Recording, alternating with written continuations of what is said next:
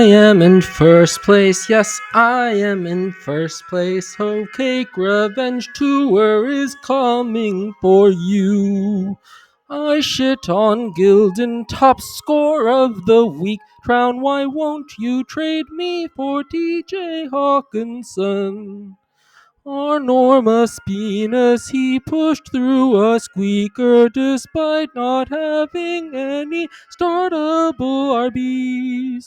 He only won because Dom's receivers suck. At least he has Puka King. So big come Felipe Rainmaker. He made it rain on that board. Too bad he's going to be stuck on his bench.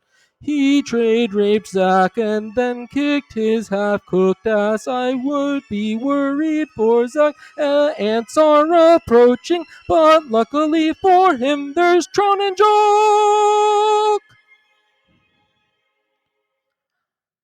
Max wins a stinker, Josh Kelly's a sinker, but as always, Trout managed to lose to himself. Check out his bench, nearly outscored his starters. Really, Trout, why do you have two starting tight ends?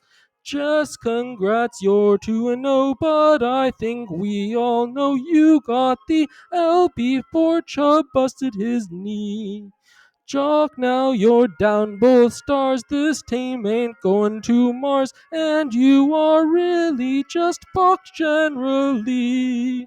Nobody knows where this season will go, but until further notice, all your teams are atrocious. But no one goes to shit like my poor Chai Bears. They are an insult to flammable teams.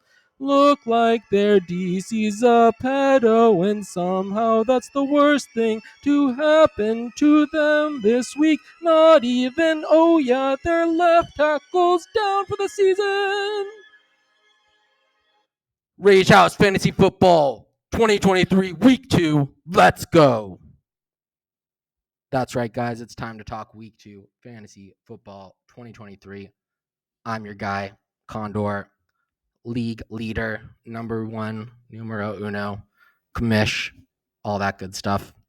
So much to get into here. What a crazy week of football. We have a lot to talk about. So let's just dive in. Let's get into it. I did an okay job with the song. Fucked up a couple lines, but all good. Anyway, so first and foremost, yeah, the Bears, shit show. Left tackle's down. I guess the DC's a pedophile or something. That's great. Yeah, nobody cares. Like nobody on the team cares at all. They are so bad. Outside of that, like another pretty bad week in fantasy football for almost everybody besides yours truly. It's crazy that we had only like nobody managed. None of the winners got over 105 points besides me. It's really bad out there, guys. We need to clean up these teams. We need to get ourselves back on track because right now, collectively as a unit, we're not doing too great. Before we hop into the specifics of various teams and all the action that happened, first, let's do a quick name update. We got some name updates. Max has renamed himself to The Ghost. I think that's a reference to, actually, I know that's clearly a reference to the fact that he is mysterious and only drops by the chat occasionally, but he's been better about it lately. So he's ghosting a little less lately. We'll see how that turns out in the long run. But nice to have you back, Max. All right, next up, we've got another one, The Rainmaker. The Rainmaker, fantastic name since he made it rain for Jerome Ford. But the problem is now Hunt is obviously signed to Cleveland. I know, Felipe, you have Hunt and you have Ford. Fantastic, but I think the two of them might cannibalize each other a little bit. But there might actually be some other side winners, as a result of that I will talk about in a bit here. And then finally, we've got one less cook in the kitchen since he's no longer two cooks in the kitchen. That is clearly a reference to the fact that he dropped one of his cooks trading him away in that big trade. So let's start out there. One Glass Cook in the Kitchen, great name. Rainmaker, perfect name. The Ghost, good, like it. It's topical. So good it hurts. Frat Stafford. What's going on there, guys? What's going on there? This is just getting pathetic at this point. Frat Stafford, clearly it's not helping you. I think the fantasy gods cursed you for refusing to change your name. And Jess, yes, technically you beat Jock, but your team looked like complete ass. So I think both of you guys should try to change up the juju, maybe change up those names since they both are old as balls. Anyway, so first let's talk the big trade. Let's find that trade. Here it is, the trades. All right, so this was the huge trade of the week. Unexpected, just kind of dropped in on us. I think it makes some sense for both sides. I know I shit on it in my opening little thing, but I don't think that it was that bad of a deal. Honestly, like James Cook's ceiling was this week, and he ended up scoring as much as Derrick Henry, which made the trade look really bad. But honestly, speaking of what I was talking about before, Amari Cooper might actually be the biggest beneficiary of uh, Chubb going down. They're going to need running back. They're not going to be able to run the ball as effectively. They're going to have to throw the ball more. Amari Cooper is the only receiver that seems to have any rapport or reliability with Watson through 2 weeks. So we'll see how that turns out. But all in all, it could end up being a decent trade. Obviously, just giving up CeeDee Lamb is a lot for Derrick Henry, who seems like he's on a snap count. But we'll see how it goes. Anyway, so that's pretty much that. I know I have to do some quick overviews of a couple of teams here.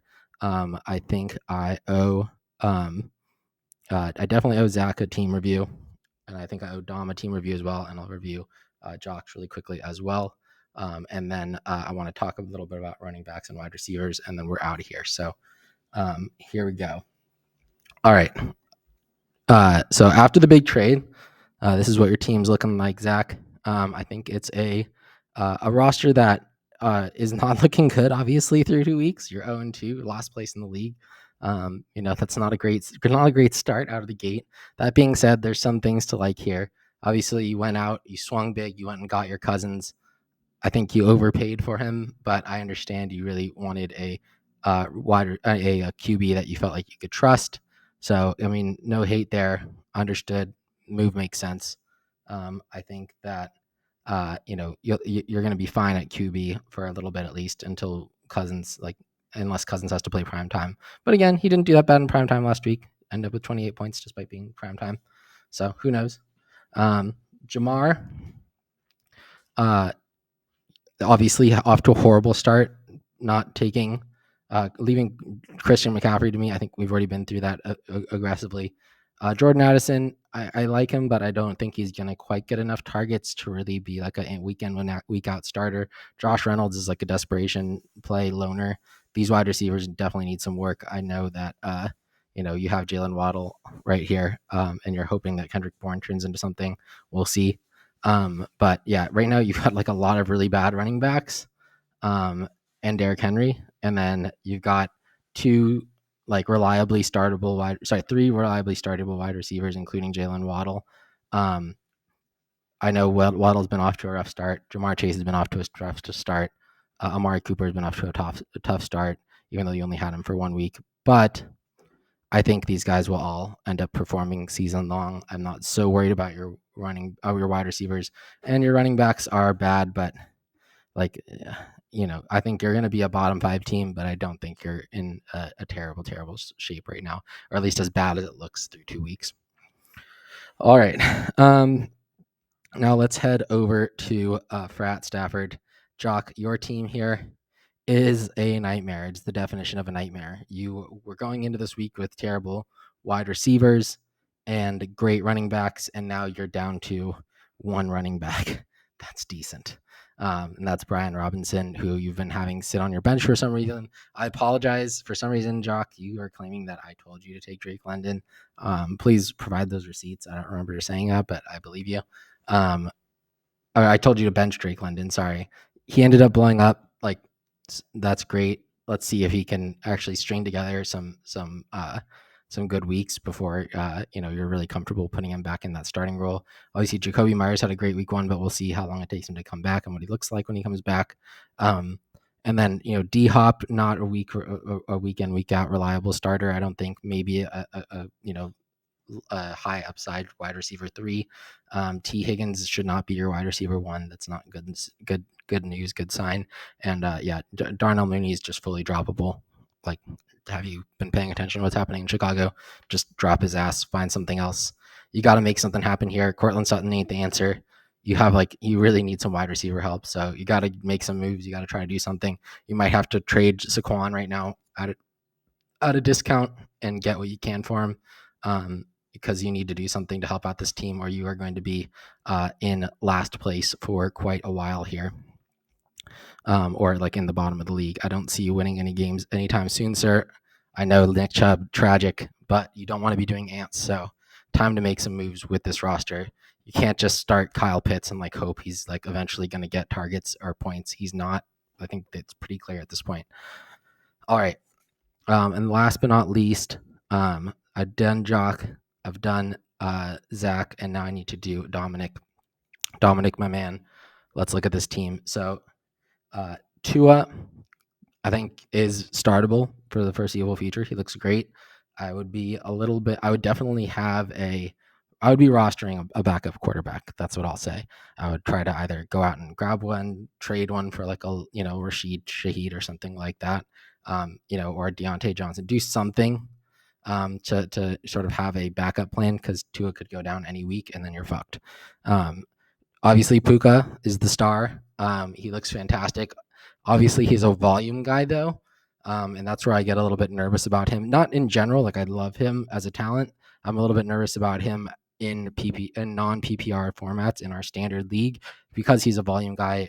He's not getting those PPR points, and without those, I think his upside is limited. He's not going to be a higher touchdown scorer. He's a work underneath type of guy, get you yards after the catch on every single catch type of guy, which Matt Stafford loves, and he's using him effectively, and Puka is getting open. So huge credit to him. And the synergy, like some of the throws that Stafford is making, like he hasn't even, like, Puka still like steps away from breaking on the ball, and the ball's already out. And like other players are still running their routes in the place where Stafford's throwing the ball. Like, it's wild. Go check out. There's a video on YouTube with Steve Smith Sr., the wide receiver, talking about Puka. It's pretty good. It just shows like how insane he is. Besides that, like your wide receivers are just like really disappointed. I don't know what's up with that. Olave, I have my concerns about. I always had my concerns about going this year. Not that he's not a fantastic talent, but I do think that there's just a ceiling to what he can do with how many weapons there are in that offense, and the way that Carr tends to distribute the football. The way that they want to run that offense in general is a little bit more conservative than I would like. So that's why I've always been a little bit wary of New Orleans offense. We got hot waiver wire action going on here. Enormous Venus added Evan Ingram and dropped Ezekiel Elliott. Very interesting. Anyway, so we got Ramondre and Breece Hall. Ramondre, great running back. I think he's a good RB, low end RB1, but a good RB1.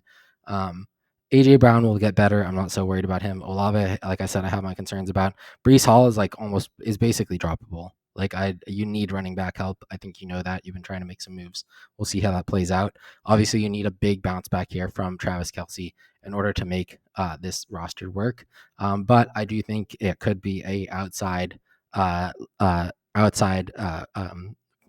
playoff potential team if you can try to solve your running back situation a little more and your wide receivers heat up a little bit better. And obviously, you need big plays here from Travis Kelce. If you're not seeing monster production from Travis Kelce this week against the Chicago Bears, like, you should consider trading him. Honestly, you'll have a better chance of the playoffs without him. His upside will be limited if he can't like absolutely curb stomp the Bears. So let's see how that goes this week. He should be in a great position to do it. And so let's see how it goes. All right. That's it for the team roundups that I haven't covered recently. Let's take a quick look at Felipe's team, actually, just because obviously a lot of changes here. Joey Burrow is not getting the job done. I would not continue to start him. I would, you can keep him rostered on your bench. I don't even think he's going to play this week. Luckily, you went out and you got Jared Goff. Jared Goff's looked pretty nice through 2 weeks. I think he's startable in a pinch until we see something better from Joey Burrow. Obviously, Felipe, you're aware of what your problem is. You are so stacked at running back and so thin at wide receiver, and that puts you in a great leverage position right now. Like, you're going to have Jerome Ford on your bench, and then Kareem Hunt is going to be there sticking around. You don't know how they're going to use him. Hopefully, Jerome Ford gets the bulk of work here. But like this week, obviously, like Tennessee doesn't let you run the ball against them. Like they're going to let you pass all day, but they're not going to let you run the ball against them. So like Jerome Ford's upside is limited, right? David Montgomery's out, right? So like David Montgomery is a perfect kind of person where he's going to be out for 2 to 3 weeks. Yes, his value is down a little bit, but like I think some people would still be willing to take a swing at him for a decent upside wide receiver. I honestly don't think you need to go out and like try to reset the wide receiver market. Obviously, if you can go and trade like a David Montgomery and a DJ Moore or David Montgomery and a Zay Flowers for a clear upside, high upside wide receiver, I think then you go for it, absolutely. But otherwise, I think there's no problem on just unloading a David Montgomery or even just turn around and trade Jerome Ford to a team that's desperate for a running back. And you have obviously you obviously need a wide receiver to help fill in. But yeah, I think even if you just had like one more reliable wide receiver option, I think definitely get T2 Atwell in the lineup like right away. But yeah, just one more wide receiver option that you trust, that can play week in and week out without having to think about it, should help you quite a bit. But overall, this team, despite being seventh place technically and sitting at 1-1, it's a pretty strong team. I think George Kittle will bounce back. His ceiling is a little bit low because he's not going to get the target share with how they're using Christian McCaffrey, but it's still not looking like a terrible situation. But yeah, you have so many running backs. You have 5 startable running backs. Why? Why do you have 5 startable running backs in a league that is so thin at running back? Obviously, there were a bunch of other big moves this week around the league. We had some big swings for the fences. Let's look at that a little bit. So first of all, obviously, we had the big one, Jerome Ford, $67 on waiver. Felipe is pretty much completely out of waiver already, week 2. It's a bold strategy, Cotton. We'll see how it plays out. A lot of it really just comes down to, was Jerome Ford, does he turn into a solid running back too, or does it end up becoming some kind of weird timeshare and they kind of abandon running the ball because it's just not working out? We'll see. There's a lot to see there. This I thought was a pretty much a kind of a crazy play that you just dropped Trevor Lawrence for Kirk Cousins. Like, I understand Trevor Lawrence had a bad week, but Trevor Lawrence is going to finish higher than Kirk Cousins. I'm like pretty certain. Actually, Kirk Cousins actually might finish pretty high just because he's throwing the ball so much and their defense is so bad. But I think you sold Trevor Lawrence like way too readily, and it's kind of crazy that you just let him just off onto waivers. Tony Jones Jr., I don't see any upside there. I don't know. Like, I guess you're just so desperate for running backs. I understand. Taysom Hill, that was me. Yeah, buddy. Get that tight end cheap shot action. Jake Elliott, the Rainmaker dropped $2 on Jake Elliott when he already doesn't have money. That's interesting. Jared Goff was actually a great call, putting $1 down on him in the waivers. Jahan Dotson floating out there in the ether is interesting. We'll see if he has a big bounce back week. He could be a big target for waiver pickups this week. I think you might have gotten rid of him too soon, Felipe, but at the same time, I know you need wide receivers that you can trust. So go out and find your man. Besides that, not a lot of other interesting plays here. Just some like shuffling around. It's actually kind of crazy that now that I look at this, it's kind of crazy that where is he? Trevor Lawrence is still sitting here. I might just go scoop him up. I'll think about it. So anyway, that's pretty much that for waivers. We had a ton of action all across the league. Let's go and take a look, and this is where we're gonna finish here tonight. Is let's take a look. Besides me just being boasting and shit talking how bad you guys are and how I'm like over 20 points ahead of the rest of you already through 2 weeks. Let's take a look at this. Here's what I want to show you guys. And this is what I've been talking about in the chat. Those of you guys that have been reading the chat, you guys know what I'm talking about. I'm talking about RBs versus wide receivers. Now, in general, like generally speaking, running backs suck at the beginning of the fantasy football year. Everybody knows that. O-lines haven't figured their shit out yet. Lines haven't solidified. Running backs aren't finding holes. They haven't found those little subtle moves and things they can do and figured out how to work with their lines to really optimize how they're running. Obviously, O-lines almost always shuffle between years, so it's hard to sort of create that cohesion, especially the way camps are run these days. They're just too short and they're not doing them very effectively, clearly, just based on the number of injuries we've had. But on top of that, right, like we're just having crazy injuries already for the running back position to start the year, a lot of instability in a lot of different lineups. And the result of that is just that there's a ton of wide receivers that are showing upside, and there are very few running backs you can trust. And I think that's really what the situation in the league is coming down to, and why it's creating so much friction in terms of, like, you guys saw the chat today. The trade talks are flying off the shelf. We got like 5, 6, 7 people in here all trying to trade with each other at once. Everybody wants something. Everybody's missing something, right? Nobody has a perfect team right now, myself included. I have no tight ends, right? Like, I think the situation across the league is most people either are overstocked at running back or overstocked at wide receiver. They need the other. It's hard to trade apples for apples, one for one, because then that suddenly leaves you too weak and in the position that you were super strong in a second ago. The only exception to that being maybe like Felipe or Dominic. Those two, I think, could lose one of their top wide receivers and still be fine. Same with Bowden. But it all depends on how, again, going back to how we value players. So let's take a look at this. All players. Let's go with running backs first. Season total. Let's filter it out. Okay. Now we're going to look at the actual rankings. Okay.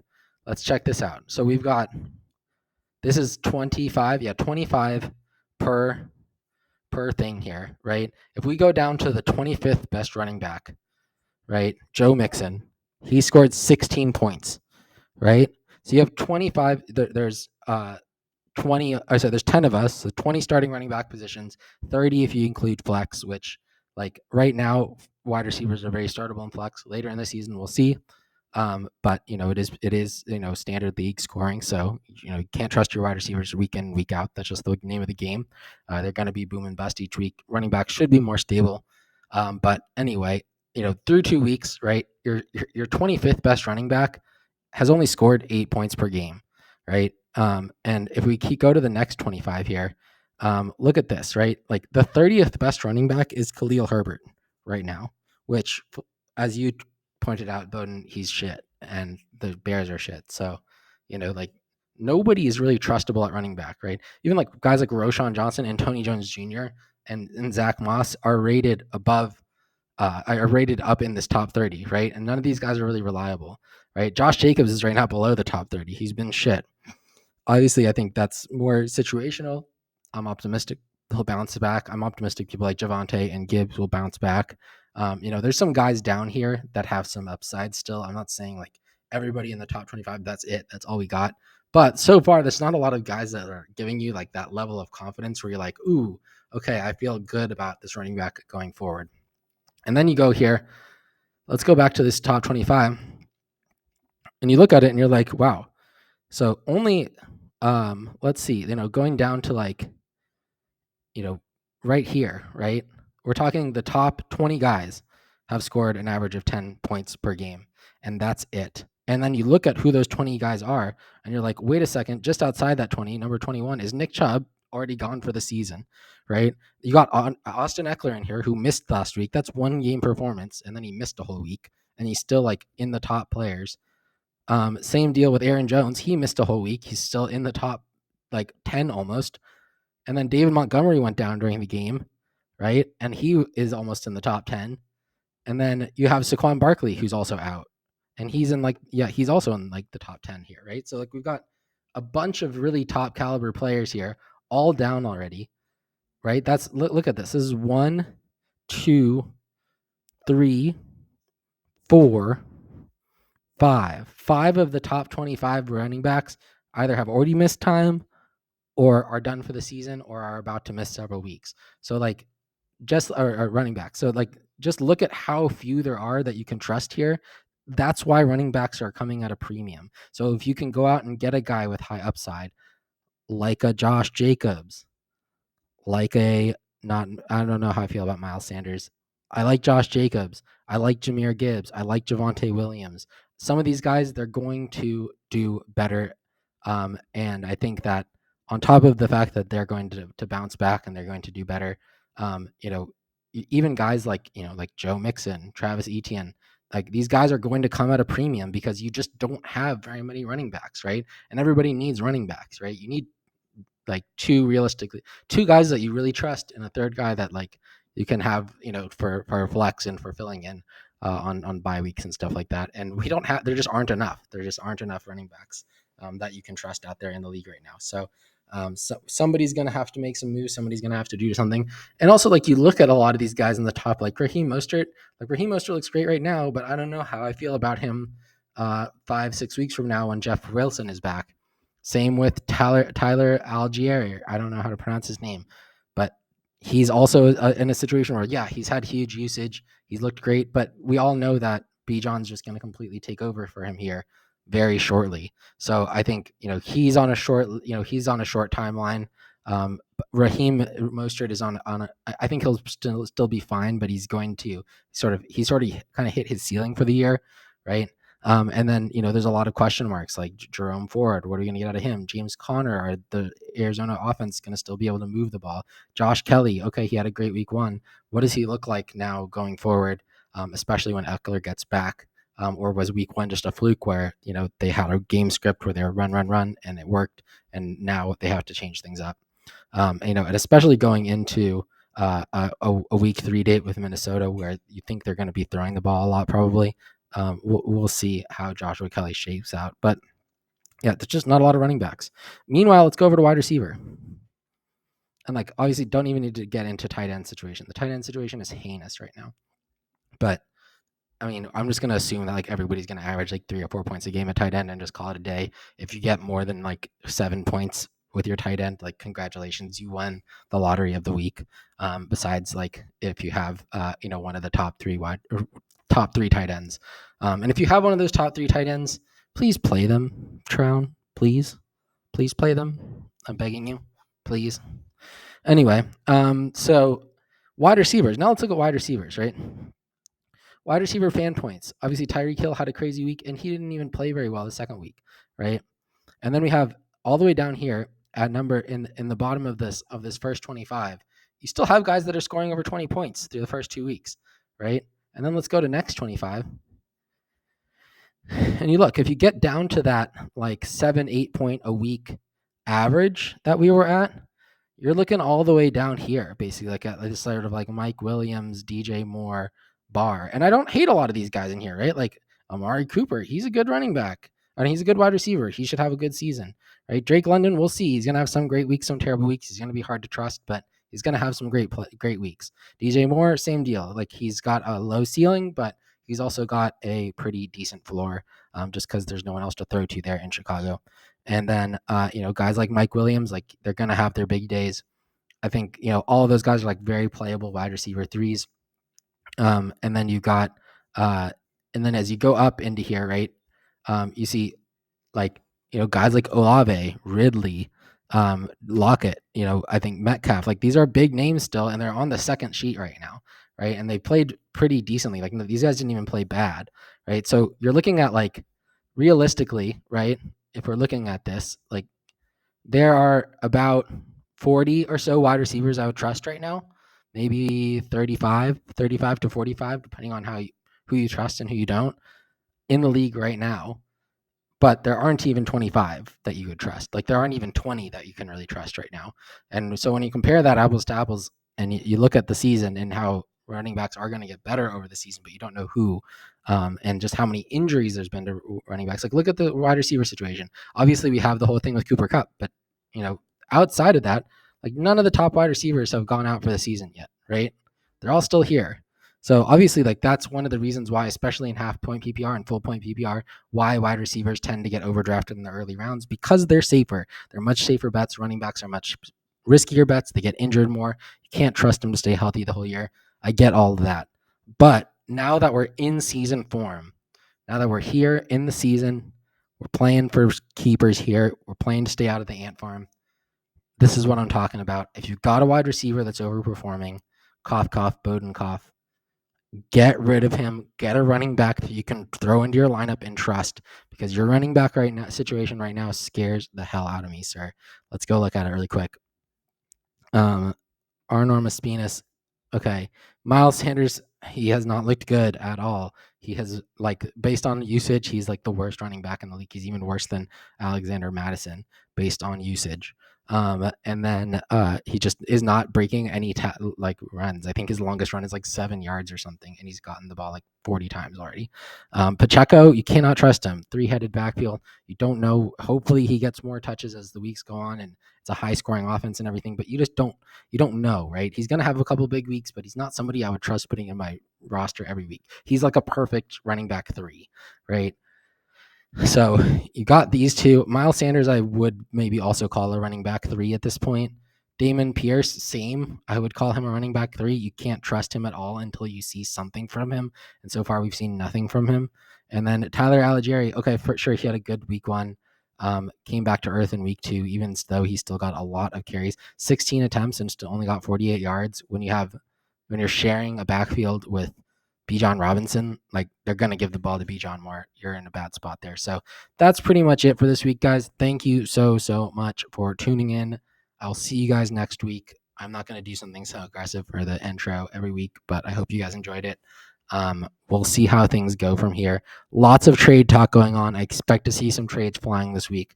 Each of you guys has something you need. I want you guys to go into the comments of the group chat and let's just talk through it. You guys tell everybody else what you need and what you got for sale. All right. Let's turn this into a proper marketplace and let's start to make some deals happen, because overall, we can't have another week like this, guys. Like, this is like full hostage taking right now with the performance of our league in general through 2 weeks. I haven't ever seen us be this bad, I don't think, through 2 weeks.